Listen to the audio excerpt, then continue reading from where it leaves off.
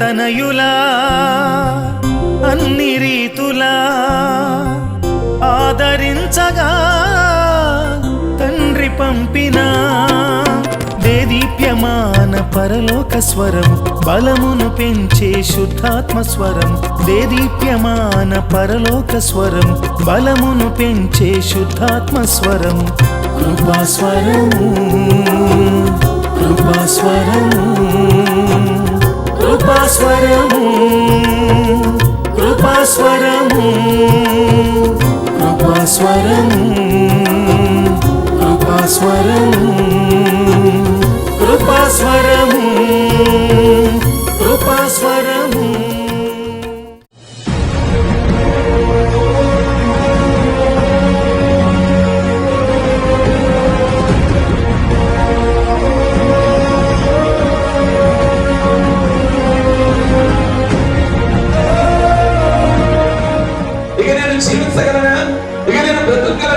చచ్చిపోవడమే కారణమా? నీ సమస్యకు చాలా పరిష్కారం నీవు అనుకుంటున్నావా? నీ హృదయంలో టెన్షన్ ఏంటి? నీ హృదయంలో బాధ ఏంటి?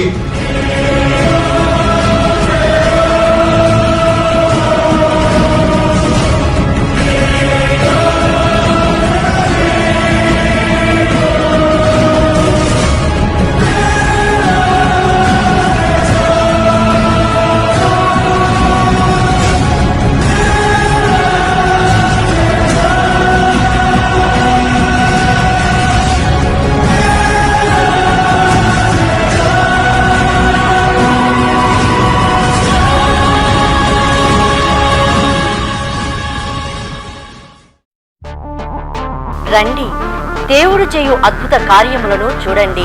జీసస్ గ్రేస్ టెంపుల్ వారి స్వస్థత ప్రార్థనలు. మీరు సమస్యలతో బాధపడుచున్నారా? మీరు దీర్ఘకాల వ్యాధులతో ఉన్నారా? మీకు ఆర్థిక ఇబ్బందులా? మీరు సంతానం లేక ఉన్నారా? ఉద్యోగము లేక బాధపడుచున్నారా? మీరు ఆత్మీయతలో అభివృద్ధి పొందాలనుకుంటున్నారా? అయితే రండి. ప్రతి బుధవారం ఉదయం 10 గంటల నుండి మధ్యాహ్నం 1 గంట వరకు తైల అభిషేక స్వస్థత ప్రార్థనలు జరుగును. మనం అందరం కలిసి ప్రభువును మహిమపరుద్దాం. బుధవారములలో పాల్గొని ఎంతో మంది మేలు పొందుతున్నారు కనుక మీరు రండి. దైవజనులు మీ కొరకు ప్రార్థించెదరు. మా address pastor Mallisetti Moses, Jesus grace temple, ASHA function hall road, Patamata, Vijayawada 10. Cell 9392871234. రండి, ప్రభువు చేయు అద్భుత కార్యములను చూడండి. జీసస్ గ్రేస్ టెంపుల్ వారి స్వస్థత ప్రార్థనలు. మీరు సమస్యలతో బాధపడుచున్నారా? మీరు దీర్ఘకాల వ్యాధులతో ఉన్నారా? మీకు ఆర్థిక ఇబ్బందులా? మీరు సంతానం లేక ఉన్నారా? ఉద్యోగము లేక బాధపడుచున్నారా? మీరు ఆత్మీయతలో అభివృద్ధి పొందాలనుకుంటున్నారా? అయితే రండి. ప్రతి బుధవారం ఉదయం 10 గంటల నుండి మధ్యాహ్నం 1 గంట వరకు తైల అభిషేక స్వస్థత ప్రార్థనలు జరుగును. మనం అందరం కలిసి ప్రభువును మహిమపరుద్దాం. బుధవారములలో పాల్గొని ఎంతో మంది మేలు పొందుచున్నారు కనుక మీరు రండి. దైవజనులు మీ కొరకు ప్రార్థించెదరు. మా address pastor Mallisetti Moses, Jesus grace temple, ASHA function hall road, Patamata, Vijayawada 10. Cell 9392871234. రండి, ప్రభువు చేయు అద్భుత కార్యములను చూడండి. జీసస్ గ్రేస్ టెంపుల్లో ప్రతి ఆదివారం ఉదయం 7 గంటల నుండి 9:30 వరకు బలమైన వర్తమానముతో శక్తివంతమైన ఆరాధన జరుగును. మీరు ఏ విధమైన సమస్యలతో ఉన్నా దైవజనులు మీ కొరకు ప్రత్యేకంగా ప్రార్థించెదరు. మనమందరము కలిసి ప్రభువును ఆరాధించి మహిమపరుద్దాం. అలాగే ప్రతి బుధవారం ఉదయం 10:30 నుండి 12:30 వరకు తైలాభిషేక స్వస్థత ప్రార్థనలు జరుగును. 7 బుధవారములు పాల్గొని అనేకులు స్వస్థత మరియు అనేక సమస్యల నుండి విడుదల మరియు ఆత్మీయ మేలులు పొందుచున్నారు. మీరు తప్పక పాల్గొనండి. దైవజనులు మీ కొరకు ప్రత్యేకంగా ప్రార్థించెదరు. మా address pastor Mallisetti Moses, Jesus grace temple, ASHA function hall road, Patamata, Vijayawada. Cell number 9392871234. మీ అందరికీ వందనాలు. కృపాస్వరం అనే ఈ టీవీ కార్యక్రమం ద్వారా మీ అందరినీ కలుసుకోవడం మాకెంతో సంతోషంగా ఉన్నది. ఇప్పుడు దైవజనులు మల్లిశెట్టి మోజెస్ గారు దైవవర్తమానం అందించెదరు. అందరూ విని ఆత్మీయ మేలులు పొందండి.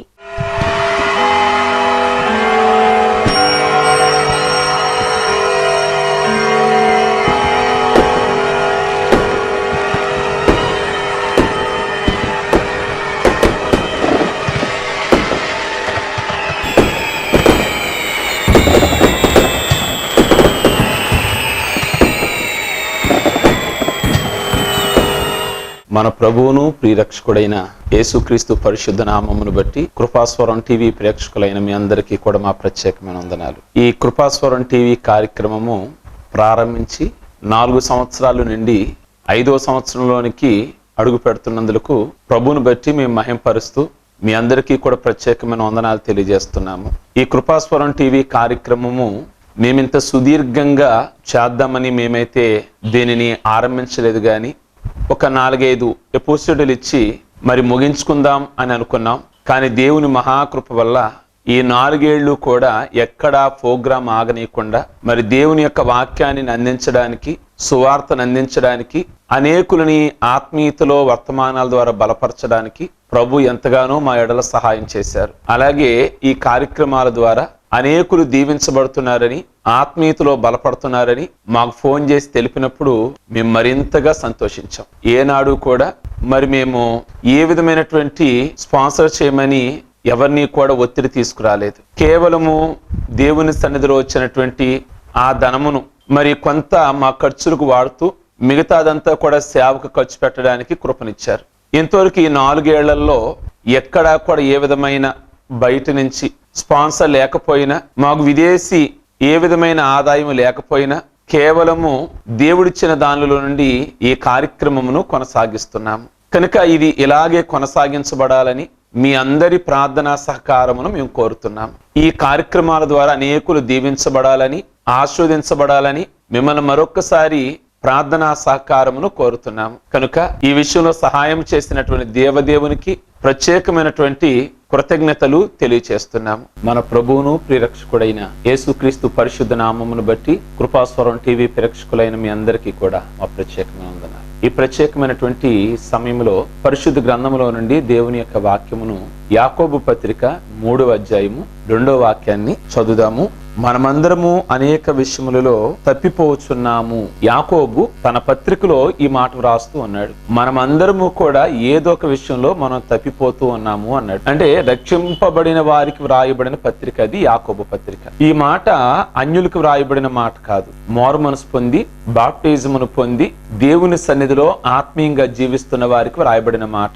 ఏదో ఒక విషయంలో, అంటే ఒక విషయంలో కాకపోయినా మరొక విషయంలోనైనా ఏదో ఒక విషయంలో మనము తప్పిపోతున్నాం అని తనను కూడా కలుపుకుంటున్నాడు. ఇక్కడ మనమందరము కూడా పౌలు 1 కొరింథీయులకు రాసిన పత్రిక 10వ అధ్యాయము 12వ వాక్యములో మనం చూస్తే ఓ మాట అన్నాడు, తాను నిలుచున్నానని అనుకునేవాడు పడిపోకుండా జాగ్రత్తగా చూసుకోవాలి అన్నాడు. తాను నిలబడ్డాను అనుకున్నవాడు, నిలబడడం అంటే ఆత్మీయ స్థితిలో, అనగా ప్రభువుని కలిగిన జీవితము, రక్షణ కలిగిన జీవితము. కనుక నిలబడ్డాను అని అనుకున్నవాడు పడిపోకుండా లాస్ట్ వరకు కూడా, కడ వరకు కూడా, ప్రభు రాకడ వరకు కూడా, తన మరణం వరకు కూడా తన ఆత్మీయ స్థితిలో చాలా జాగ్రత్తగా ఉండాలి. చాలా మంది రక్షణ పొందిన వాళ్ళు మరి లోకంలో జారిపోయిన వాళ్ళు ఉన్నారు. 4, 5, 6 ఇలా 7 ఏళ్లు భక్తి చేసి మధ్యలో రకరకాలైన శోధనలకి మరి తల ఒగ్గి పడిపోయిన వాళ్ళు ఉన్నారు. సాతానుడు మనమందరము కూడా తప్పిపోవడానికి ఎన్నో ప్రయత్నాలు చేస్తుంటాడు. వాడు వాడని విధానం అంటూ కూడా ఉండదు. వాడు ఎన్నో ప్రయోగాలు చేస్తూ ఉంటాడు. అందిన కాడకు ఏదో ఒక రకంగా మనల్ని శోధించాలని వాడు ప్రయత్నాలు చేస్తుంటాడు. అందుకే మనం అందరము కూడా తప్పిపోతున్నాము. ఇలా పరిశుద్ధ గ్రంథంలో మనం చూసుకుంటూ వెళితే అనేక మంది భక్తులు మనకు కనబడుతూ ఉంటారు. ఆది కాండములో 12వ అధ్యాయంలో 10వ వాక్యంలో ఒక మాట ఉన్నది. అబ్రహాము జీవితంలో దేవుడు మెసొపొతేమియాలో అబ్రహాముకు కనబడతాడు. అప్పటికి అబ్రహాము విగ్రహారాధికుడుగా జీవిస్తాడు. ఆ టైములో ప్రభు మాట్లాడి నేను చూపించే దేశానికి వెళ్ళాలి అని అబ్రహాముతో మాట్లాడినప్పుడు అబ్రహాము బయలుదేరి తనతో పాటు తన భార్య, తన సహోదరుని కుమారుడైన లోతు, తన తండ్రి అయిన తేరాహు వీళ్ళందరూ కూడా బయలుదేరతారు. బయలుదేరిన తర్వాత హారాను వరకు వస్తారు. వచ్చిన తర్వాత అక్కడ ఒక 5 ఏళ్ళు ఉంటారు. అక్కడ ఉండడము దేవుని యొక్క నిర్ణయం కాదు. మరి ఎక్కడికి వెళ్ళాలి అబ్రహాము అంటే ప్రభువు చూపించే కనాను వరకు కూడా వెళ్ళాలి. అయితే ఎట్టకేలకు కనాను వెళ్ళాడు. కనాను వెళ్ళిన తర్వాత అక్కడ ఒక గొప్ప కరువు కలిగిందట. అయితే గొప్ప కరువు కలగగా అబ్రహాం అనుకున్నాడు, నేను ఇప్పుడు ఎక్కడికి వెళ్ళాలి? దేవుడు వెళ్ళమన్న ప్రదేశమే కదా కానాను. దేవుడు వెళ్ళమన్న ప్రదేశంలో కూడా కరువులు వస్తాయా? చాలా మంది అనుకుంటారు. ప్రార్థన చేసేవారు కూడా రోగాలు వస్తాయా?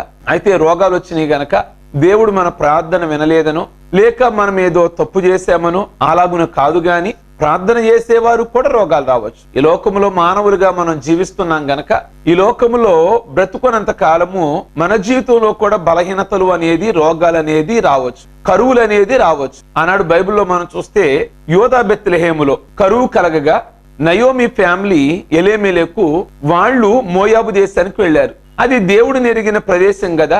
యోదా బెత్లెహేం అనేది ప్రార్థన చేసుకునేవారు ఉంటారు కదా అక్కడ. మరి అక్కడ కూడా కష్టాలు వస్తాయా? అక్కడ కూడా వ్యాధులు వస్తాయా?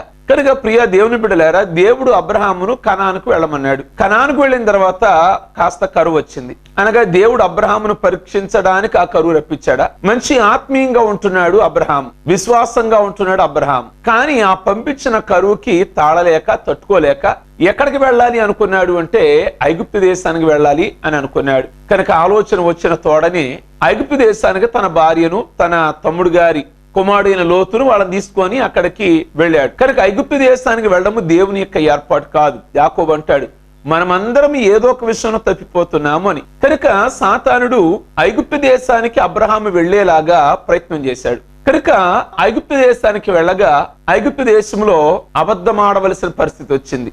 తన భార్యను అక్కడ ఫరో అడిగాడు, ఆ అమ్మాయి ఎవరు అని అడిగాడు. అడిగితే అబ్రహాము చెప్పాడు కదా, ఆవిడ నాకు చెల్లి వరుస అవుతుందండి అన్నాడు. అబద్ధం ఆడవలసిన పరిస్థితి వచ్చింది. తర్వాత రాజుకు తెలిసింది, ఎందుకు అబద్ధం ఆడేవన్నాడు. సరే కారణం చెప్పాడు. ఆ తర్వాత తను వస్తూ ఉండగా ఐగుప్తు రాజు అయిన ఫరో తనకు దాసీలను, దాసులను, అలాగే గొర్రెలను, అలాగే పశు సంపదనిచ్చి అబ్రహామును పంపించాడు. కనుక ఆ పంపించిన దాసీలలో ఎవరున్నారు అంటే హాగరు కూడా అక్కడ ఆవిడే. తర్వాత హాగర్ని అతను పెళ్లి చేసుకోవడం, అతనికి ఇష్మాయేలు కలగడం. కనుక జీవితంలో ఈవిడ వచ్చిన కాడి నుంచి అబ్రహాము జీవితంలో చింతే మిగిలింది. ఐగుప్తు దేశానికి వెళ్ళుడు ద్వారా అతను చింతకు కారణము కనబడుతున్నది. కనుక నీ జీవితంలో చింత కలిగేలాగున సాతానుడు సర్వ విధాల ప్రయోగాలు వాడు చేస్తూ ఉన్నాడు. మనమందరము కూడా ఏదో ఒక విషయంలో తప్పిపోతున్నాము అని ఇక్కడ రాసుకొస్తున్నాడు. కనుక అబ్రహాము ఆ విషయంలో ఏమయ్యాడు అంటే దేవుని యొక్క చిత్తమును ఎరగక, దేవుని మాటకు లోబడక, కనానులో కరువు కలిగేసరికి తాత్కాలికమైన కరువు కలిగింది. ప్రార్థన చేసుకునేటప్పుడు మనకు తాత్కాలికమైన కరువులు వస్తాయి, తాత్కాలికమైన బలహీనతలు వస్తాయి. అంత మాత్రాన కనానును, దేవుని సన్నిధిని, దేవునికి దూరం అయిపోదామా? ఐగుప్తు అనబడే లోకానికి వెళ్ళిపోదామా? ఐగుప్తుకు వెళతాం. ఐగుప్తులో ఉన్నాయి, సుఖాలు ఉన్నాయి, సమృద్ధి ఉన్నది. మోయాబులో కూడా సమృద్ధి ఉందని నయోమి ఫ్యామిలీ వెళ్ళారు. అది తాత్కాలికమైనటువంటి సమృద్ధి కదా. దేవుని సన్నిధిలో కష్టం వచ్చినా గాని అది తాత్కాలికమైన కష్టం, కానీ దాని వల్ల శాశ్వతమైన ఆశీర్వాదం ఉంటుంది. కానీ లోకంలోకి వెళతావు ప్రభుకు దూరంగా ఉండి, అది తాత్కాలికమైన సుఖమే గాని అది జీవితంలో తీరని చింత, తీరని వేదనగా మన జీవితం మిగిలిపోతుంది. ఇలాగున్న పరిశుద్ధ గ్రంథంలో మనం జ్ఞాపకం చేసుకుంటే లోతు కూడా తాత్కాలికమైన వాటికి సొదొమ గొమొరాకు వెళ్లి అతను గుడారం వేశాడు. అతని జీవితము అక్కడికి వెళ్ళిన తర్వాత ఎందుకు లోతు అక్కడికి వెళ్ళాడు అంటే అత్యాశ. సొదొమ గొమొరా ఎలా ఉన్నది అంటే చూడడానికి చాలా పచ్చగా ఉన్నదట. అబ్రహాము సహవాసాన్ని వదిలేశాడు లోతు, సొదొమ గొమొరా వెళ్ళాడు. కనుక సాతానుడు లోతును కూడా శోధించాడు. ఏ విధంగా తప్పిపోతాడా, ఒక కోణంలో తప్పిపోయినా మరొక కోణంలో ఇతను శోధించాలి అని సొదొమ గొమొరా చూపిస్తే అది అతని కళ్ళకి చాలా పచ్చగా కనబడింది. వెళ్ళాడు, గుడారం వేశాడు. ఇక అతని జీవితం గురించి అనేకమైన విషయాలు మనం నేర్చుకోవచ్చు. తన భార్య ఉప్పు స్తంభంగా మారిపోవడానికి, తన పిల్లలు ఆ విధంగా పాపం చేసే విధంగా అవడానికి కారణం ఏమిటి అంటే అనేకమైన విషయాల్లో లోతు అబ్రహాముతో ఆత్మీయంగా ఉన్న ఎక్కడో దొరికిపోయాడు సాతానికి. మన జీవితాలను మనం చాలా గమనించాలి. యాకోబు జీవితంలోకి మనం ధ్యానం చేస్తే యాకోబు కూడా ప్రియ దేవుని బిడలారా తన తండ్రి ఇంటి నుండి బయలుదేరినప్పుడు అతను తన తండ్రి యొద్ద నుండి, తన తల్లి యొద్ద నుండి అతను బయలుదేరినప్పుడు తన మేనమామ దగ్గరికి బయలుదేరాడు. వాళ్ళ తల్లి చెప్పింది, అయ్యా మరి నీ అన్న నిన్ను వెంటాడుతున్నాడు చంపాలని, నువ్వు నీ మేనమామ దగ్గరికి వెళ్ళిపో, అక్కడ కొంతకాలం ఉండు, నీ అన్న కోపం చల్లారేదాకా నీవు అక్కడే ఉండు అని యాకోబుకి తన తల్లి అయిన రెబెకా, తన తండ్రి అయిన ఇస్సాకు చెప్తారు. చెప్పినప్పుడు యాకోబు తన తల్లిని విడిచి అతను వెళుతూ ఉన్నాడు. అయితే అది రాత్రి సమయం కావడంతో ఓ రాత్రి ఎటుగాని స్థలంలో, అనగా ప్రజలకు దూరంగా ఒంటరిగా పడుకోవాల్సిన పరిస్థితి వచ్చింది. యాకోబులో కలవరం, చాలా భయం. ఏనాడు తల్లిని విడనాడినాడు వాడు కాదు, తన గృహమును కూడా విడనాడినాడు వాడు కాదు. కనుక బైబిల్లో ఉన్నది యాకోబట సాధువులాగా ఉండేవాడు, అనగా గుడారంలోనే ఉండేవాడు. తన అన్న ఏశావు వేటాడుటలో నేర్పరి అతను తెల్లారేచిన తర్వాత బయట తిరిగి వచ్చేవాడు. యాకోబు ఏనాడు కూడా ఇంటికి దూరమైన వాడు కాదు. ఈ రోజే ఇంటికి చాలా దూరం అయిపోయాడు. అమ్మకి నాన్నకి దూరం అయిపోయాడు. ఆ రాత్రి ముందుకు వెళ్ళలేడు, వెనక్కి రాలేడు. ఎలాగున పడుకోవాలి కనుక చాలా బెంబేలెత్తుతున్నాడు, చాలా ఆందోళనతో ఉన్నాడు, చాలా కలవరంతో ఉన్నాడు. అయితే ఆ రాత్రి అట బిక్కుబిక్కుమంటా ఉంటుండగా అక్కడ ఒక రాయి ఉన్నదట. ఆ రాయి తీసుకున్నాడు, తలగడగా చేసుకున్నాడు. ఆ రాత్రి పడుకున్నాడు. పడుకుంటే ఆ రాత్రి నిజంగా దేవుడు యాకోబుని ఆ స్థలంలో దర్శించాడు. ఏమిటి ఆ దర్శనం అంటే, ఒక నిచ్చెన భూమికి ఆకాశానికి వేయబడింది. దేవదూతలు ఎక్కువేవారు ఎక్కుతున్నారు, దిగేవారు దిగుతున్నారు. దేవుడు యాకోబుతో ఆ స్థలంలో మాట్లాడాడు. ఏమని అంటే, యాకోబు నీవు వెళ్ళిన స్థలములో నేను నీకు తోడై ఉంటాను అన్న వాగ్దానము యాకోబుకి ఇచ్చాడు. యాకోబు మార్నింగ్ లేచినప్పుడు చాలా ఆనందం కలిగింది. దేవుడు అన్నాడు, నిన్ను దీవిస్తానన్నాడు. నీ వెళ్ళిన స్థలము నీకు ఇస్తాను, నిన్ను ఆశీర్వదిస్తాను అన్నాడు. నేను ఒంటరిగా ఉన్నాను, తల్లికి తండ్రికి దూరమయ్యాను అని అనుకున్నాడు. కానీ ఎల్షడాయి అనగా సర్వశక్తి కలిగిన దేవుడు ఆ రోజున యాకోబుకు ప్రత్యక్షమై యాకోబును బలపరిచినప్పుడు, యాకోబు ఉదయం లేచినప్పుడు అనుకున్నాడు, దేవుడు రాత్రి మాట్లాడిన విధంగా గనక నాకు తోడై గనక ఉంటే, నేను వెళ్ళిన స్థలములో నాకు తోడై తినడానికి ఆహారమును కట్టుకోవడానికి వస్త్రం గనక ఇస్తే, నేను మరలా ఇదే రూటులో గనక వస్తే, ఈ రూటులో ఈ రాయిగా నిలుపుతున్నాను. ఇప్పుడు నేను ఈ రాయిని నూనె పోస్తున్నాను, కానీ నేను వచ్చే సమయానికి నేను దీవించబడితే గనక ఈ రాయిని దేవుని మందిరంగా నిర్మాణం చేస్తాను. అంతేకాదు నేను సంపాదిస్తే గనక నా రాబడి అంతటిలో కూడా 10వ భాగము నేను అర్పిస్తాను అని ఆనాడే యాకోబు అనుకున్నాడు. అనగా కొన్నిసార్లు మన ప్రార్థనలు తీర్మానాలతో కూడినవై ఉండాలి, మొక్కుబడితో కూడినవై ఉండాలి. యొఫ్తా కూడా మొక్కుబడితో కూడిన ప్రార్థన చేశాడు. నేను గనక జయించి వస్తే, అమ్మోనీయులను గనక జయించి వస్తే, నా ఇంటిలో నుండి ఏదైతే వస్తుందో దానిని దేవునికి బలిగా అర్పిస్తాను అన్నాడు. మన ప్రార్థనల్లో కొన్నిసార్లు మొక్కుబడులు ఉండాలి. హన్నా ప్రార్థించింది, నాకు దేవుడు మగబిడ్డనే గనక ఇస్తే నేను ఆ మగబిడ్డని దేవుని సేవకు అర్పిస్తాను అని అన్నది. కేవలం గురి లేని ప్రార్థన వలే కాకుండా గురి కలిగిన ప్రార్థనలాగా ఆశతో విశ్వాసంతో మనం దేవుని సన్నిధిలో మొక్కుబడితో ప్రార్థన చేసినప్పుడు దేవుడు కొన్నిసార్లు కార్యాన్ని జరిగిస్తాడు. యాకోబు అనుకున్నాడు, రాత్రి నీవు నాతో మాట్లాడేవు కదా దీవిస్తాను అని, కనుక నువ్వు నాకు వాగ్దానం చేస్తే నేను కూడా నీ సన్నిధిలో ఓ వాగ్దానం చేసుకుంటున్నాను. ఇదే రూటులో వచ్చినప్పుడు రాయిని రాయిగా ఉంచను, నేను మంచి మందిరాన్ని నిర్మాణం చేస్తా, నా రాబడిలో 10వ భాగం ఇస్తాను. ఎందుకంటే నేను కష్టకాలంలో ఉన్నా, క్లిష్ట పరిస్థితిలో నేనున్నాను కనుక ఇప్పుడు నా మేనమామ దగ్గరికి వెళ్తున్నా. ఏనాడు నా మేనమామను చూచిన వాడిని కాదు నేను. యాకోబు వెళ్ళాడు. వెళ్ళిన తర్వాత తన మేనమామ దగ్గర ఒక 20 ఏళ్లు గడిపాడు. 20 ఏళ్లలో ఎన్నో ఆటుపోటులు తట్టుకున్నాడు. ఎన్నోసార్లు మామ చేత మోసగించబడ్డాడు. రకరకాలుగా శోధించాడు లాబాను తన అల్లుడిని. తన చిన్న కూతుర్ని ఇస్తానని చెప్పి తన పెద్ద కూతుర్నిచ్చి వివాహం చేశాడు. ఉదయం లేచినప్పుడు మామయ్యని అడుగుతాడు, చిన్న కూతుర్ని ఇస్తానని అన్నావు కదా, పెద్ద కూతుర్నిచ్చావేమిటి అని. మా దేశ సాంప్రదాయ ప్రకారంగా పెద్ద అమ్మాయికి వివాహం కానిదే చిన్నమ్మాయికి వివాహం చేయకూడదంటే, ఆ చిన్నమ్మాయి కావాలి అంటే మరొక 7 ఏళ్లు పనిచేయమంటాడు. ఇలా 14 ఏళ్లు అయిపోయింది. తన ఆస్తి కోసం మరొక 6 ఏళ్లు, 20 ఏళ్లు గడిపాడు. రకరకాలుగా జీతాలు మార్చాడు మామ.